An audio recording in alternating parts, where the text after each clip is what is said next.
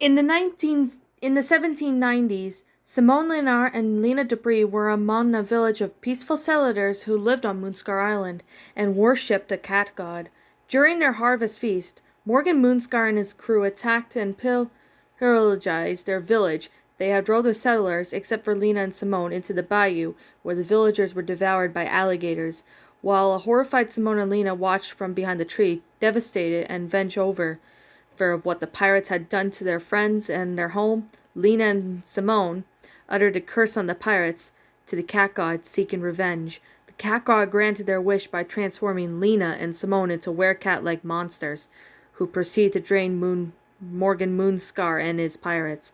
They later discovered that the cat god had cursed them as well, requiring that they need to drain the victim's life energy every harvest moon to survive. So for the next 2 centuries, Simone and Lena exactly did that. As if there were no victims around, Lena would have to find and lure tourists and visitors onto the island to drain. At some unspecified point, they also granted Jacques immortality, as they needed a ferry driver to transport the lure outsiders.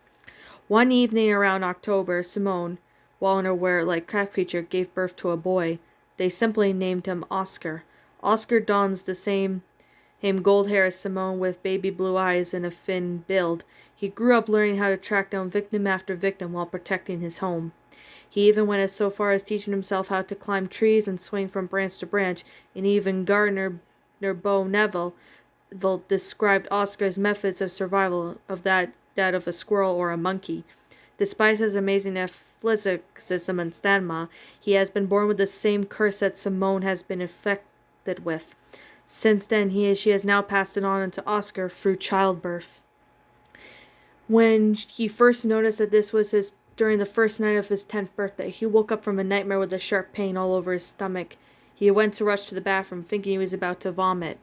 But he thought wrong when he did notice that the pain was also on his hand, and he realized that his fingernails were growing sharp, and his hands and paw and arm was growing hair, and he began to grow hysterical as tears of pain, confusion, and terror rolled down his cheeks, as he slowly began an agonizing transformation from his human form into that of a ferocious cat creature.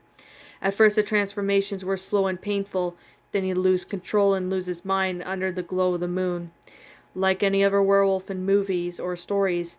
But as they grew older, more wiser, and they had more learned to control over the transformations, or channel his energy, and had developed an ability to speak in cat creature form, but his voice would be slight deeper and that of gravel monster tone mixed in with his human surrounding voice, sounding like a cymbal. Around his 17th birthday, he had learned that his mother died in a battle against a group called the Mystery Inc., and had become both saddened and furious about his mother's death, and swore revenge on Mystery Inc. for the brutal end of the woman that gave birth to him. But he is appreciative of the company of Beau, who had became his guardian despite him being a human himself. October 23rd, 2020 became the year after Oscar grew 30 years old. He is now a fully grown man, holding a job as a local caretaker of MoonScar Mansion. Despite having a irritable and brutal personality, he does get overprotective of his plants. Beau, as a father and son relationship with Oscar, he is willing enough to keep his opposed secret, being a cat creature to the two of them. Oscar got dressed in his clothes, a red t-shirt and a pair of blue jeans, and began to walk out of the front door, where he sees Beau doing his job. "Don't you ever get tired of gardening?" he asked. "It's the middle of summer break. You should be down at the Bourbon Street having a ball." "Just doing my job," Beau said. "Besides, I want it to look nice for when the guests arrive." "Guests?" Oscar asked with a look of confusion. Then it hits him. "Oh yeah, it's that time of the month. Oh, I forgot about it." "You need those people life force to survive, right?" Beau asked. "After all, you are one of those cat things." Oscar's smirk dropped, then looked upon the graveyard mansion. "Yep, like my mother." Then he remembers that many times his mother had taught him how to drain a man's life force would sustain his youth, practically for feeding off of many people that they have murdered. He did not even like the feeling at all first, but he needed it to survive. He also tried feeding off of wild pigs and other wildlife to sustain his hunger and his youth. "You miss her, do you?" Beau asked. He just noticed the look on his face. "I still remember her, even when I try not to.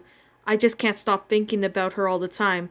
I found them outline and it was an autumn night and Bo then interrupts Oscar. I know how you feel. It's hard to have a normal life when you're going through a lot of love, draining everyone one right and left, but you don't have to worry about nothing. Your secret's safe with me. Thanks, Bo. I knew I could count on you. Bo smiles. Aw, it was nothing. Blue balls ain't nothing but a dry moose. Now go on and get ready. Fairy should be arriving in about 10 minutes. Oscar nods in confidence with a smirk and comes back. All right, but I'll have to warn the others. They'll need to be fed too. Others? The bow asked. The cat creatures took residence here. It turns out that some cultists who worship the same cat god as me, and I decided to make my appearance as known. And were they granted mortality? Like Jock? Bell asked. Yes, but now they made their official high priest of the cult because of it. How awesome is that? We have some cult on our side. A cult? Bao replied. That's cool, I guess. He paused. Oh, I almost forgot. I have placed a note on the kitchen counter. Be sure to read it. Thanks, Oscar says before he gets back into his car and driving off to POD. As he drove down the dirt road and he found himself deep into the wilderness of MoonScar Island. Then he turns the car off and opens and shuts the door as he gets out, and continues to walk across the woods where he listens to the wilderness around him. He could see now that the sun is beginning to set, and then travels deeper and deeper into the forest until he can see an orange glow in the trees. He also walked up to whatsoever glowing distance he discovers a couple of tents and coolers filled with a couple of drinks and like sodas and water. Oscar then sees that this was the cult, just chilling out of the campfire. He walks up to them and greeted them. There are guests on the island. You guys ready? He asked. Yes, one of the cults said, Troy Marcaro. He replied with his unusual rapid voice due to chain smoking. Troy is a young man with a buzz cut and satanic tattoos all over his arms, chest, back, legs, and neck. He's apparently the guy of people who would come to when they want the job done. Specified the tractor of the group. He wore a black tank top with gray jeans. It's about time they showed up. We had to stuff our faces with these marshmallows and hot dogs at night, but as you could tell, this is the kind of food that isn't helping at all. They all went with Oscar towards the mansion and waited for a long time to strike their cat creature states. Until they could see the lights that were up in the bedrooms, they have morphed into their cat creature form, with Oscar ripping his shirt off as usual, and began prowling around the mansion, trying not to be seen by the remaining guests inside. The rest of the guests were fishermen, so they were out near loading docks with flashlights trying to catch some fish, maybe out to catch Big Mona. When Oscar got the idea of climbing up to a nearby tree and peer for the window with a bunch of binoculars, it was in the well-lit room. The blonde-haired woman was waiting for her husband's return from his fishing trip with his friend, who is a beer-swelling redneck. She's the one on the phone with her friends back in her hometown of Gates Country, North Carolina. Oscar then swings from tree to tree to get to the window and crept inside, trying not to make as much noise as possible. Then he places both of his clawed hands on her shoulders, and she continues to look in the mirror, and that's where she sees Oscar in the mirror, draining her life force from behind. This prompted the cult to enter their house, with Troy entering by opening up the living room window. Kevin was another cult member, and he entered the window in from the basement. Sarah, one of the female cult members, entered through the cat flap, despite getting stuck. Michael, yet another cult member, entered through the room door. Every cult member entered through the door entering the mansion, where they quietly drained every human guest in the mansion, restrained their youth and sustained their hunger. Once again, the humans were drained. Bao finally entered the cult, and Oscar, back to his human form, chilling in the room watching football with Oscar, and a can of beer in his hand. I could see you guys clean the house, Bao said. Yep, Oscar said, drinking his beer. Everything was a smashing success. By the way, did you get finished with that garden of yours yet? Everything's been planted, watered, and bloomed. Just to be sure not to eat my plants. You know, cats like to do that stuff. Oscar rolled his eyes with a smile. Okay, I surrender. I am going to be out to New Orleans tomorrow. Want to come with? Sure, why not? Bo agreed. Besides, I gotta get some things from a couple of stores down at the Bourbon Suite. Me too, Oscar said. I'm running out of voodoo items for my mother's altar. You know the cat god works. You give him something to give power, and he will grant you your greatest desires. I fought the power from the necklace you got from your mom, Bao replied, pointing at Oscar's cat necklace. Oh, this? Oscar asked. This is just a way of finding your identity in the cat god. Like Christians with their god, Bao asked. Exactly, Oscar answered. Why don't you... Why do you think I wear my mother's necklace every day? Well, alright, I think it's understandable, Bo replied. But do you think that the cat god appreciates you killing and draining these people? Because I thought the cat god was like a bassinet. Loving, caring, loves music, and dancing. Shows to what you know. No, didn't I? Troy answered. Sir with Bo with a smirk. This isn't just any cat god. This is just a Kanaloa of Louisiana, Nianian, voodoo, animal, and human mutation. His name is Vande, which is Friday in Haitian. Because of the fact that he only appears on Friday night, like Baron Semendai said on Saturday, he's apparently a sucker when it comes to these offerings, dismembered the human's flesh and organs, and he's a cannibalistic god who is very much like the Louisiana Novel of the Impaler. Believe me when I say he's kind of a skimment, I guess, but much, much worse.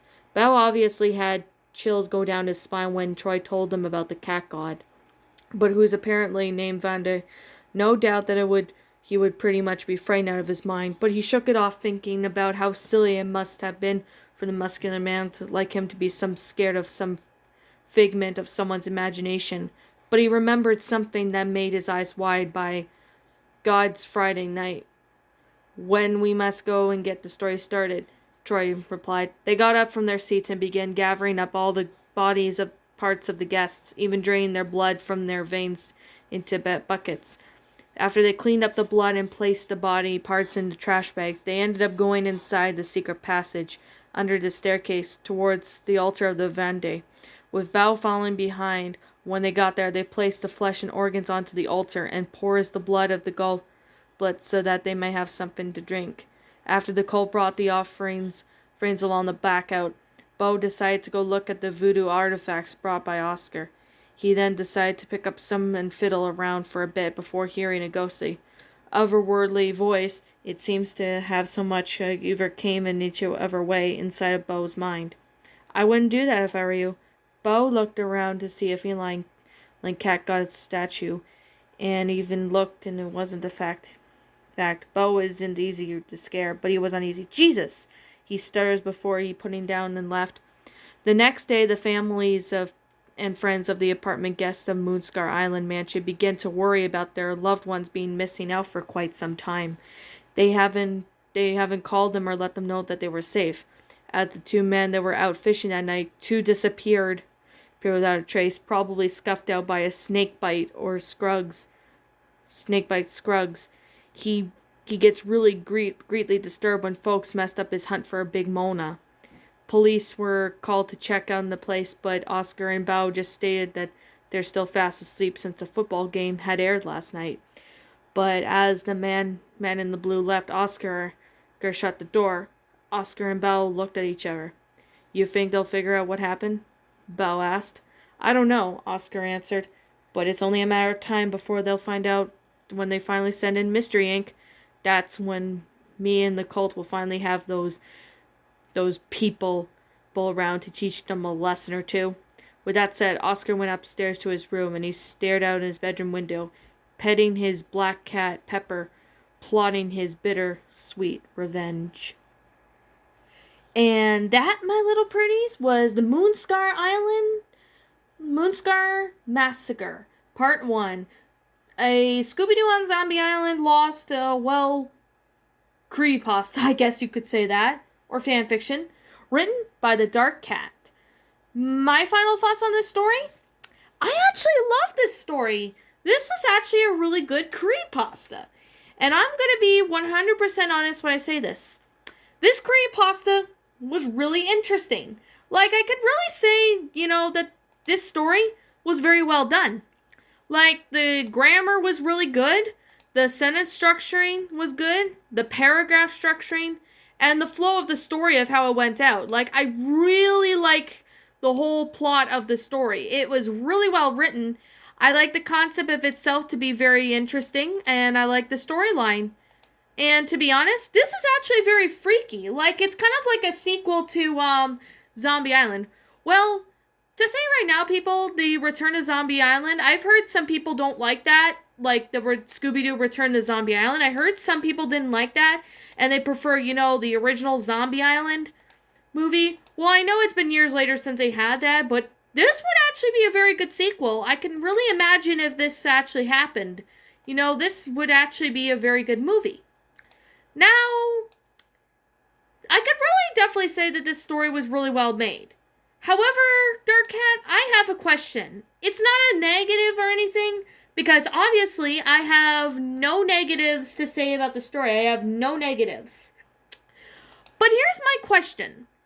Who is the father of Oscar? Like, I know it doesn't list it on, like, it's listed saying that, that Simone gives birth to Oscar. But here's something right here, I'm going to be honest. Who's the father of Oscar? That is a question I would really like to be answered, if you can. Like, who's the father of Oscar? Like, that could be something. Like, I have a feeling one of the villagers, from when, Simone and Lena were around since they, the 1790s. I have a feeling one of the settlers that was, killed by the alligators. I have a feeling one of the villagers who could be the dad of Oscar. Like, I'm saying that could be a possibility. That it could be, maybe that could be the dad. Like, I have a feeling that could be a possibility. But anyways, it's your story, so I guess maybe you can answer that. But I just thought, well, maybe it could be that.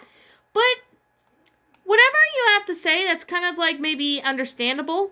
I'd like to hear your theory on that. Like I said, people, I know you guys are like saying, where's the music and all that?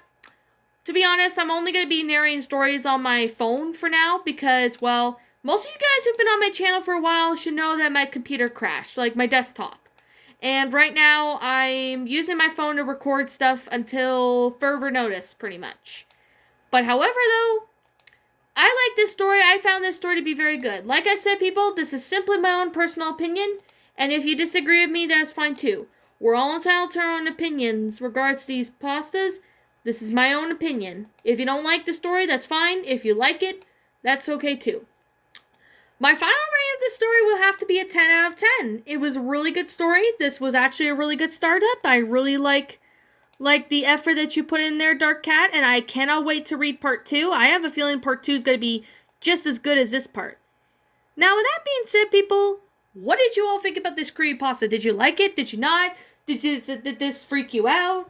Did it not freak you out? And also, what we have done personally to help make this story a lot better? Leaving out what your thoughts are down in the comment section down below. I'm the Shadow Linus. Thank you so much for watching today's episode. And like always, I am out of here and I'll see you all next time.